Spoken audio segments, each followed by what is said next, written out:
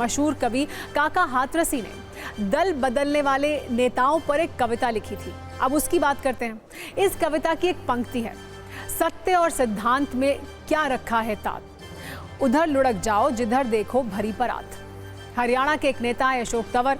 आज उन पर ये पंक्तियां एकदम सटीक बैठती हैं, क्योंकि इस बार हरियाणा में कांग्रेस का पलड़ा भारी है। इसलिए नेताजी बीजेपी से कांग्रेस में वापस आ गए हैं। और जिस बात पर सबका ध्यान है वो ये है कि इस हृदय परिवर्तन में ज्यादा टाइम नहीं लगा। लंच टाइम तक वो अशोक तंवर बीजेपी के नेता थे और लंच के बाद वो कांग्रेस के नेता बन गए। यानी पार्टी स्विच करने का काम कुछ मिनटों में ही हुआ ये कि दोपहर 1:45 तक अशोक तंवर बीजेपी के लिए वोट मांग रहे थे। नलवा विधानसभा क्षेत्र में बीजेपी उम्मीदवार को जिताने के लिए रैली कर रहे थे। नायब सिंह सैनी की सरकार बनने की भविष्यवाणी कर रहे थे। लेकिन 2:52 पर यानी करीब 1 घंटे में वो महेंद्रगढ़ में राहुल गांधी को नमस्कार करने पहुंच गए और कांग्रेस में शामिल भी हो गए। अशोक तंवर हरियाणा के बड़े नेता हैं।